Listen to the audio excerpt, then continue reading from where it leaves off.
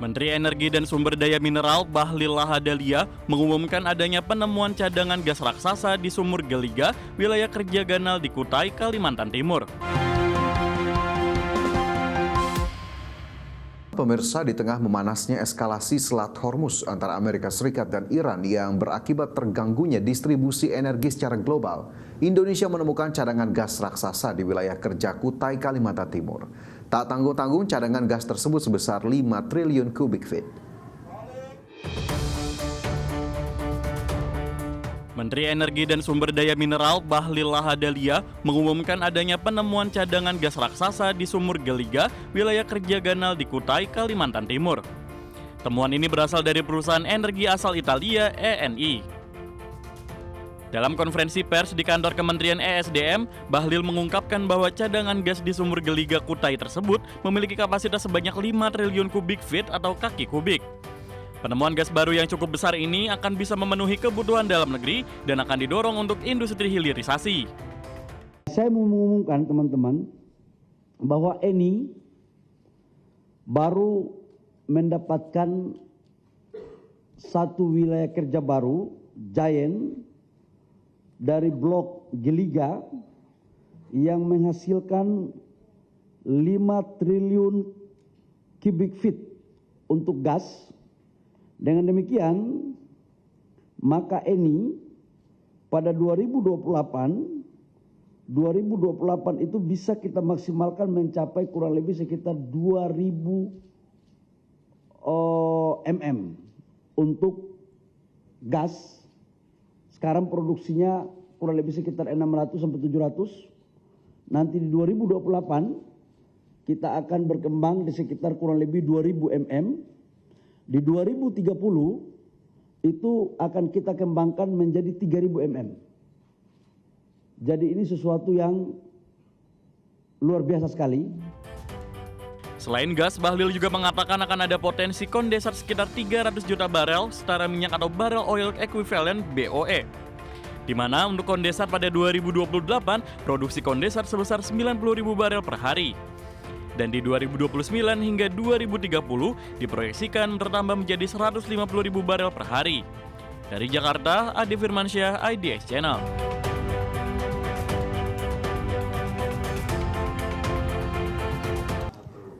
Pemerintah segera meluncurkan sistem registry unit karbon atau SRUK sebagai infrastruktur utama perdagangan karbon di Indonesia.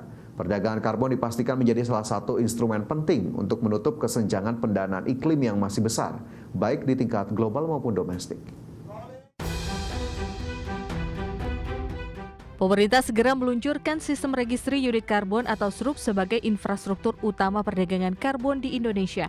Pemerintah mengajak para pengembang proyek karbon untuk segera beradaptasi dalam tahap uji coba guna memastikan sistem berjalan optimal saat resmi diluncurkan. Menurut Wakil Menteri Lingkungan Hidup yang juga Wakil Kepala Badan Pengendalian Lingkungan Hidup Dias Hendro Priyono, tahap uji coba menjadi krusial untuk mempercepat implementasi perdagangan karbon nasional sekaligus memastikan kesiapan sistem sebelum digunakan secara penuh. Dias menegaskan perdagangan karbon menjadi salah satu instrumen penting untuk menutup kesenjangan pendanaan iklim yang masih besar, baik di tingkat global maupun domestik. Kita juga sedang membangun SRUK-nya sendiri. Ini mungkin sebenarnya udah selesai ya nih ya. Nanti Pak Haryo ngomongin. Ini kita masih tahap uji coba, tapi target operasinya memang bulan Juni ini.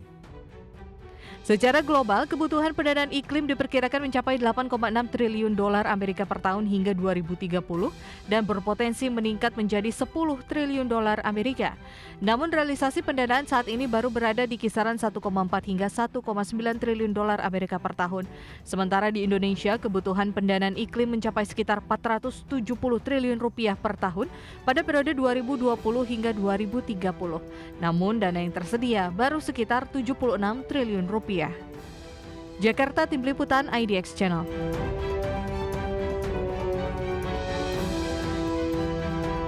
Pemirsa, Dana Moneter Internasional atau IMF baru-baru ini menurunkan proyeksi pertumbuhan ekonomi Indonesia pada tahun 2026. Lembaga internasional ini memperkirakan pertumbuhan ekonomi Indonesia akan berada di level 5% pada tahun 2026, di mana angka ini lebih rendah dari perkiraan sebelumnya di level 5,1%. International Monetary Fund atau Dana Moneter Internasional (IMF) memperkirakan pertumbuhan ekonomi Indonesia akan berada di level 5% pada 2026.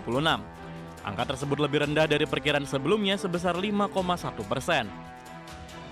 Perkiraan pertumbuhan ekonomi tersebut tertuang dalam laporan World Economic Outlook atau WEO edisi April 2026, di mana pemangkasan proyeksi pertumbuhan ekonomi Indonesia dikarenakan turut terdampak perang Amerika Serikat dan Iran yang mengerek harga-harga komoditas termasuk energi. IMF melaporkan bahwa perekonomian di seluruh dunia menghadapi dampak buruk melalui pengaruh langsung dari kenaikan harga komoditas. Di kawasan Asia Tenggara, Vietnam diproyeksikan mencatat pertumbuhan ekonomi tertinggi yakni 7,1% pada 2026. Kemudian disusul Indonesia dan Malaysia yang diproyeksikan tumbuh 5% dan 4,7%. Sementara itu dalam skenario dasar atau baseline, IMF mengingatkan adanya risiko skenario yang lebih buruk apabila konflik berlangsung lebih lama dan semakin intens. Kemudian dari sisi global, IMF memperkirakan pertumbuhan ekonomi dunia akan melambat menjadi 3,1% pada 2026 dari pertumbuhan 3,4% pada tahun 2025. Pelambatan ini terjadi di tengah kenaikan harga komoditas energi, khususnya minyak mentah yang diperkirakan melonjak hingga 21,4% akibat gangguan produksi dan distribusi di kawasan Timur Tengah dengan rata-rata harga mencapai $82 Amerika per barel. IMF melihat kondisi ini semakin memperburuk ketimpangan antar negara, di mana negara berpendapatan rendah yang bergantung pada impor energi diperkirakan akan terdampak lebih berat akibat lonjakan harga dan pelemahan nilai tukar. Sementara negara pengekspor energi cenderung lebih diuntungkan. Dari Jakarta, Idea Channel.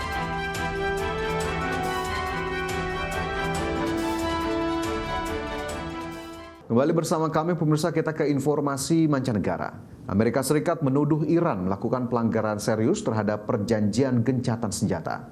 Presiden Amerika Serikat Donald Trump meminta Iran untuk bersikap kooperatif terutama dalam upaya perundingan. Presiden Amerika Serikat Donald Trump menuding Iran telah melakukan pelanggaran serius terhadap gencatan senjata.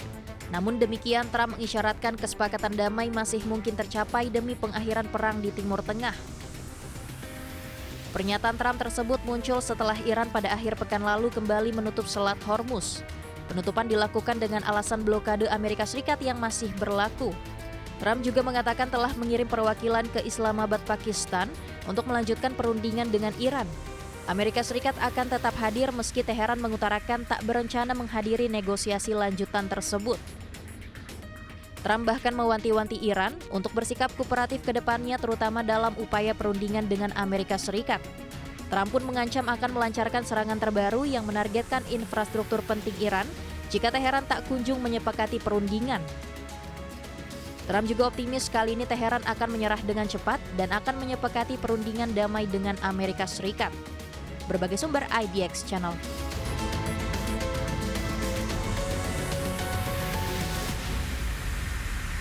Iran memberi sinyal tidak akan melanjutkan perundingan pengakhiran perang yang dijadwalkan pada pekan ini.